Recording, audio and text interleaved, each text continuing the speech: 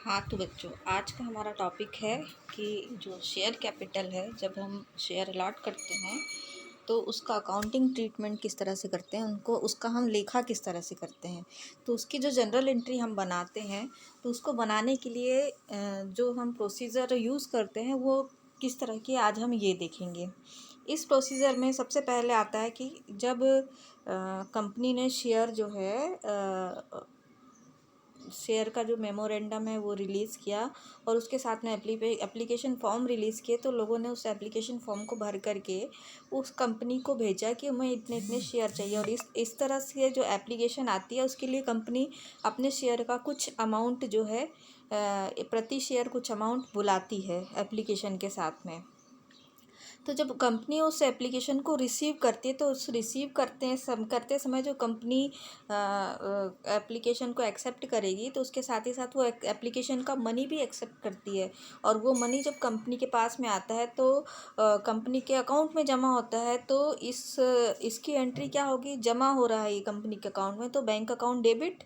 और मतलब किस मद में जमा हो रहा है, मतलब कौन सा अकाउंट है जिस मद में इसको जमा करना है, तो वो है टू शेयर एप्लीकेशन अकाउंट। इसके लिए जो नरेशन बनाया जाता है वो कुछ इस तरह से बनता है। Amount received on application for share for पर रुपीज़ पर share, transfer of application amount. अब एप्लीकेशन अमाउंट हमारे पास में आ गया। आप एप्लीकेशन अमाउंट हमारे पास में आ गया। अब वो जो एप्लीकेशन अमाउंट है, अब उसको हमको शेयर कैपिटल बनाना है, क्योंकि हमने जो शेयर इसीलिए इशू किए हैं कि हमको हमारी कैपिटल को एक्सटेंड करना है, हमारी कैपिटल को बढ़ाना है। तो उसके लिए हम एक शेयर, जो हमारे पास में एप्लीकेशन अमाउंट आया उसको हम शेयर कैपिटल में ट्रांसफ़र करेंगे। तो इसके लिए जो एंट्री बनेगी वो कुछ इस तरह से बनेगी, share application account debit to share capital account. और इसका जो नरेशन है वो कुछ इस तरह से बनेगा, application money on share allotted transfer share capital. मतलब एप्लीकेशन मनी जब रिसीव की जाएगी, और जब शेयर का जो अलॉटमेंट ड्यू होगा, है ना, अलॉटमेंट ड्यू होगा मतलब शेयर को अलॉट करने की जो प्रोसीजर चलेगी, तो उस समय क्या किया जाएगा, जो एप्लीकेशन का पैसा है उसको कंपनी शेयर कैपिटल में कन्वर्ट कर लेगी। अब क्या होता है कि कभी कभी कंपनी क्या करती है कि कम शेयर इशू करती है, उस कंपनी के पास में जो ज़्यादा शेयर के पैसे आ जाते हैं, एप्लीकेशन मनी ज़्यादा शेयर किया जाती है। तो कंपनी क्या करती है, जो रिजेक्टेड एप्लीकेशंस रहती हैं, जिन लोगों को शेयर नहीं मिलते हैं, उन लोगों का पैसा जो है कंपनी उनको रिफ़ंड कर देती है, वापस कर देती है। तो इसके लिए जो जनरल एंट्री बनेगी वो कुछ इस तरह से बनेगी, share application account debit to bank account. मतलब जो शेयर एप्लीकेशन में जिन लोगों को शेयर के पैसे, जिनकी एप्लीकेशन रिजेक्टेड हो गई है, जिनको शेयर नहीं मिलने वाला है, उनके पैसे वापस कर दिए जाएंगे। इसके बाद हम आते हैं कि अब हमने शेयर एप्लीकेशन के लिए पैसे बुला लिए, है ना। अब प्रोसीजर चल रही है कि शेयर अलॉटमेंट ड्यू है, मतलब शेयर की सारी प्रोसीजर चल रही है कि किस तरह से शेयर का अलॉटमेंट होगा, कैसे होगा, ये सारी प्रोसीजर चल रही है। तो उस बीच में जब अलॉटमेंट मनी आ चुकी है, एप्लीकेशन मनी हमारे पास में आ चुकी है और अलॉटमेंट ड्यू है, तो अलॉटमेंट ड्यू है तो सबसे पहले हमको क्या करना है, शेयर को अलॉट करने के लिए उतनी कैपिटल जो है हमको शेयर कैपिटल में से निकालनी भी तो होगी। शेयर कैपिटल में से हमको उतनी कैपिटल निकालनी भी है। तो जैसे 5,000 शेयर हमने इशू किए हैं, तो 5,000 शेयर की पर शेयर के हिसाब से शेयर कैपिटल जो है वो अलॉटमेंट का जो अकाउंट होगा उसमें ट्रांसफ़र की जाएगी सबसे पहले। तो इसके लिए क्या बनेगी, इसके लिए जो जनरल एंट्री बनेगी वो कुछ इस तरह से बनेगी, share allotment account debit to share capital account. अब क्या हुआ कि जो शेयर कैपिटल है उसमें से शेयर के पर शेयर के हिसाब से जो कैपिटल वो अलग निकाल दी गई है, उसका जो उतनी कैपिटल जो है उसका सर्टिफिकेट बनाया जाएगा और वो अलॉट कर दिया जाएगा लोगों को। अब ये जो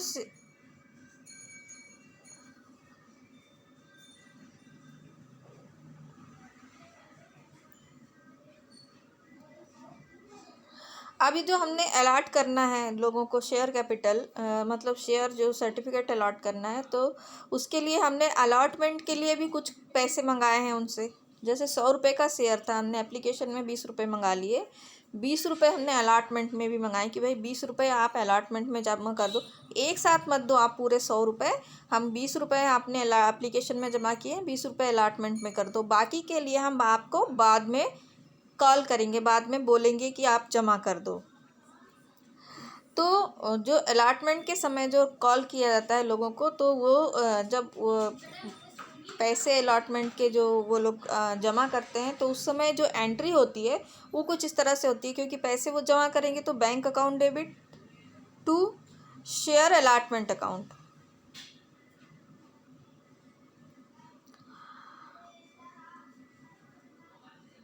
अलॉटमेंट का पैसा रिसीव करने पर, ठीक है।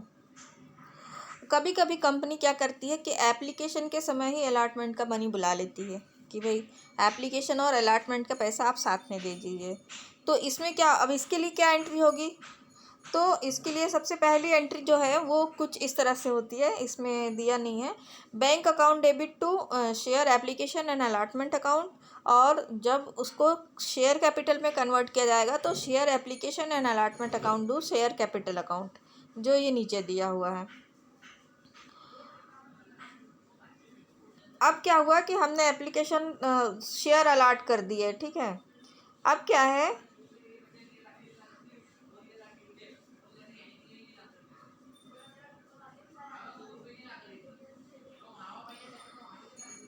कि जो कभी कभी क्या होता है कि कंपनी क्या करती है कि जो शेयर होते हैं, जो ओवर सब्सक्रिप्शन जो होता है, मतलब शेयर से ज़्यादा जो एप्लीकेशन मनी आ जाती है हमारी ज़्यादा शेयर की, तो उसके पैसे जो कंपनी है वो क्या करती है, शेयर अलॉटमेंट करते समय लोगों को कभी कभी रिफंड नहीं करती है। वो क्या करती है, उनको अगले आने वाले अलॉटमेंट में आने वाले जो कॉल्स वगैरह हैं जिनमें उनको पैसे बुलाना है, तो उसमें वो एडजस्ट कर लेती है।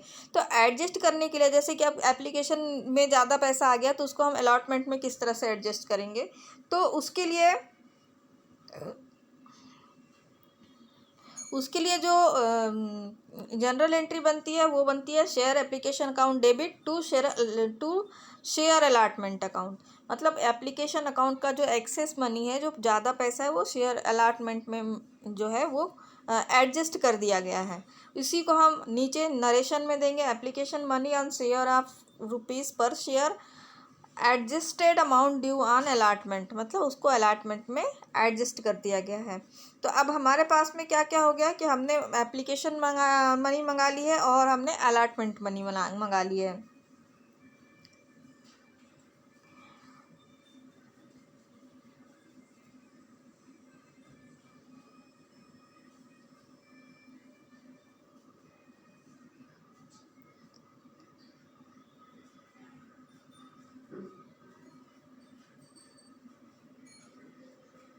इसके बाद हमारा आता है कि जो अलॉटमेंट मनी हमने मंगाई थी उसको हमको शेयर कैपिटल में ट्रांसफ़र करना है। तो क्या आ जाएगा तुम्हारा बैंक अकाउंट, सबसे पहले तो रिसीव करेंगे हम उसको, तो रिसीव करेंगे तो क्या आ जाएगा कि bank account debit to share application and allotment account, अगर जो दोनों साथ में बुलाते हैं तो। और जब हम इनको जो है शेयर कैपिटल में कन्वर्ट करेंगे तो share application and allotment account debit to share capital account. इसी तरह से जब हम कॉल के लिए बुलाते हैं तो जो अब हमारा एप्लीकेशन हो गया, अलॉटमेंट हो गया, इसके बाद कंपनी कॉल्स बुलाती है। जैसे कि अगर 100 रुपये पर शेयर के हिसाब से कंपनी ने शेयर इशू किए हैं, तो उसमें एप्लीकेशन और अलॉटमेंट में अगर 20-20 रुपये उसने बुला लिए हैं तो बच्चे 60 रुपये, वो 60 रुपये वो 3 इंस्टॉलमेंट में बुलाएगी। तो उसके लिए वो 3 बार कॉल करेगी, फर्स्ट कॉल, सेकेंड कॉल और थर्ड एंड फाइनल कॉल। तो इस तरह से जो कॉल के लिए मनी बुलाई जाती है, तो उसके लिए क्या आता है, तो share call account debit to share capital account. सबसे पहले तो जब कॉल ड्यू होता है, जब कॉल को बुलाए जाने की प्रक्रिया चालू होती है, तो कैपिटल में से शेयर कॉल के लिए मतलब शेयर कॉल ड्यू होता है उस समय। उसके बाद जब शेयर कॉल रिसिप्ट हो जाता है, अमाउंट जो है शेयर कॉल का बैंक कंपनी के पास में आ जाता है, तो उस समय क्या बनती है, तो उस समय बनती है bank account debit to share call account. या फर्स्ट कॉल हो सकता है, सेकंड कॉल होता है, फाइनल कॉल हो सकता है।